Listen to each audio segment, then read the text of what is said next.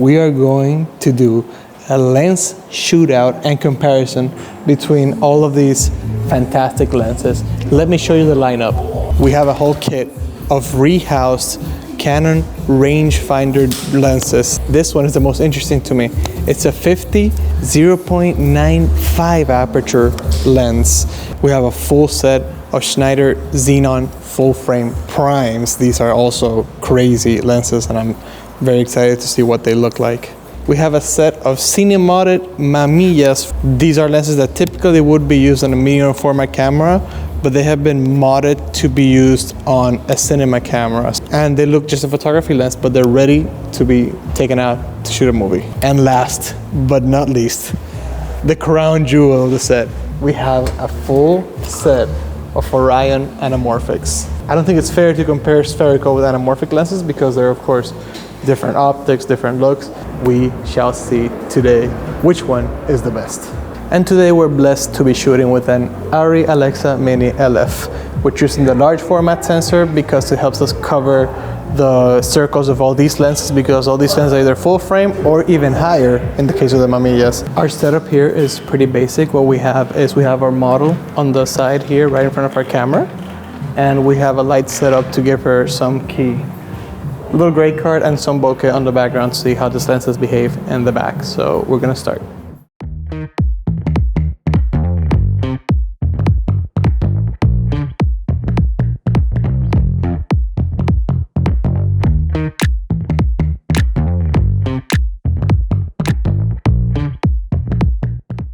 This is a wide angle lens. This is a 25, and it's very straight. As you can see, the perspective remains very straight all throughout. You don't see like a curve or like a lot of, you know, that spherical effect that you get with wider angle lenses. It's very rectilinear. You know, there is a little up here, like going horizontally, but vertically. Look at the column here. You know, it's like, it doesn't feel like it's out of proportion or anything. It just feels correct. And then this side as well.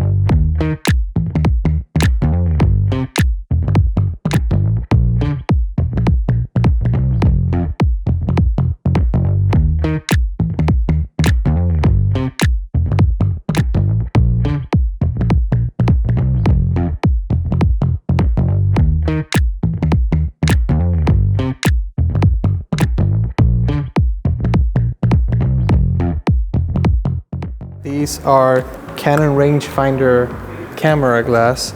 So these are initially for photography, but they've been rehoused and made everything for cine. I know there is one in this kit, which is the 50 millimeter. There's a little subtitle here that says Dream Lens, and it opens all the way to 0.95. This, I think, will be the most interesting out of the bunch. We'll see. We will see.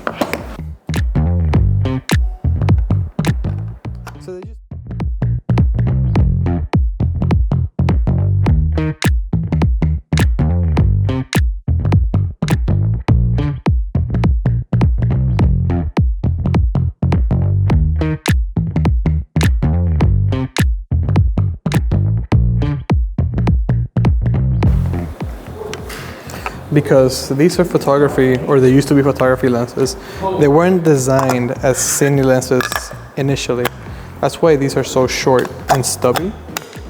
And that might, you see the gears are all in wacky different places. It might be a little inconvenient and because they're not made for cine, but you are sacrificing that convenience unlike lenses like these that you have, for the look and drama that these lenses give. This is a 28. The gears are not even in a spot where you can put them, where you can put a motor in. They're just like right up against here, the base. It's pretty crazy.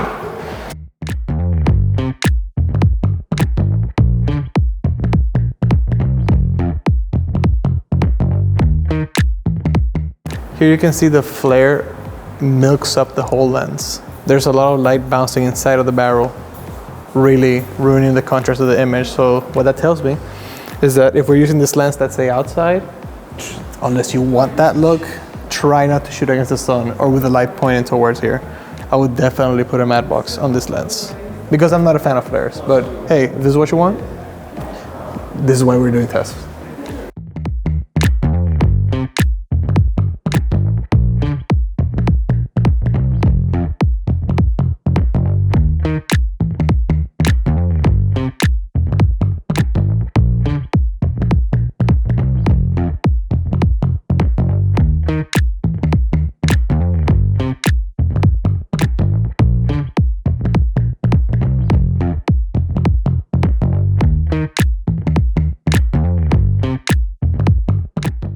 So you see how the contrast here doesn't really milk up the whole image like the 28 was doing?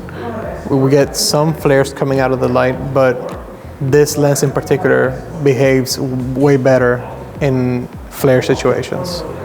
More modern lenses will behave even better, but these lenses are probably super old.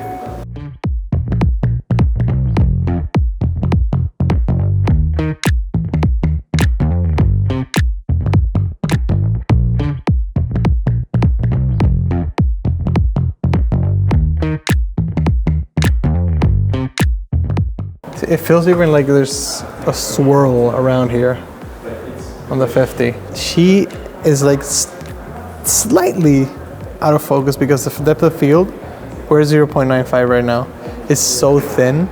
Like her eyes might be in focus, but the tip of her nose might not be. Or like even her phone is right next to her, but completely out of focus. And the chart back here too, I mean, it's a little far, but it's also like super out of focus. In this lens, the flare is a circle only, but barely affects the contrast of the image. You see? Very, very interesting. I wonder what happens if we stop it down a little bit. Let's see. What if we put it at like F4? You see how the flare is almost gone completely? Just by stopping it down. And she's pointing the light directly at the lens and there's almost no loss of contrast. This lens behaves very well in this kind of situations. And look at that tiny, tiny flare that it makes. And that's barely a thing.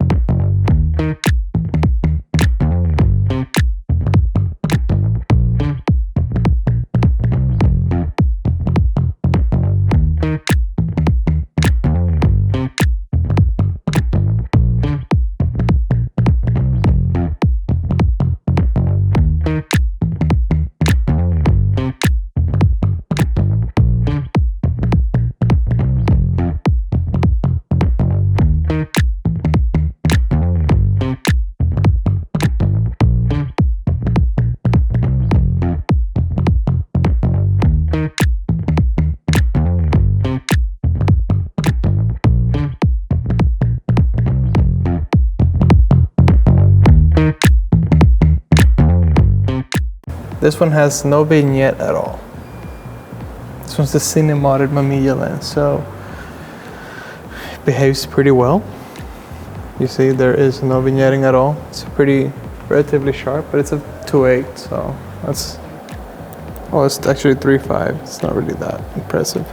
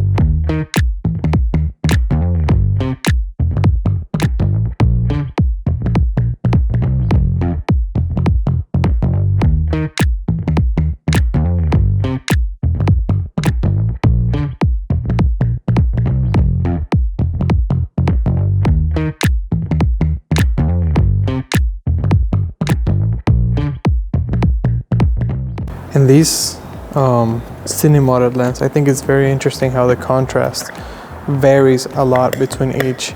Like this one, this is the 110, the contrast falls up super quickly in comparison to one of these earlier focal lengths. I don't remember which now, I'll see in the test later. But they don't keep a consistent dynamic range between the light and the dark, which could be a look. Interesting to me. Look at that, for example. Look at this. This is very close. But look at how these lights in the back behave. These are supposed to be square-ish lights. And look how they change the shape completely on the edges, but give us a clear and sharp image in the center. Let's see how it behaves.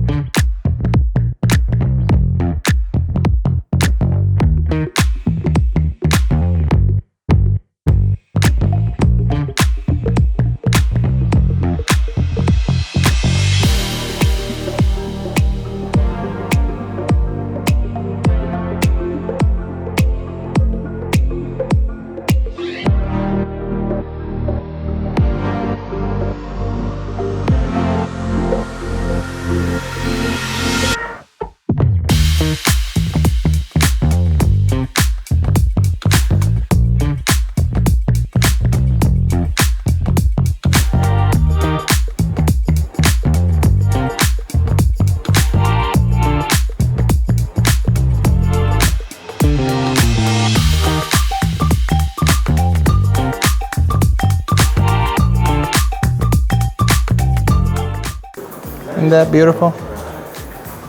Checking for the flare, we're seeing here, when we turn the light off, we want to see contrast in the dark areas. When we turn the light on, we want to see the blurry background, the bokeh, and how the light interacts with her. The gray card is there for color correction later to be able to match all of these together. There was this place trending on Instagram in Italy that prepares fresh pasta. Yeah. And then I told you there's another place.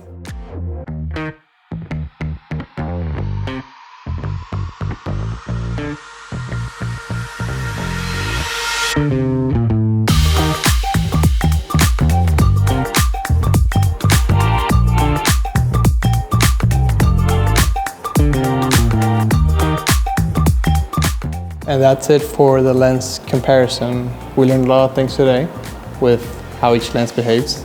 I want to thank DFI Rentals personally for once again letting us use their facilities and their equipment to show you guys some tools that we use in the film industry. Thanks again for watching. Please subscribe for more content and leave a comment down below on what you want to learn more. Thank you for watching.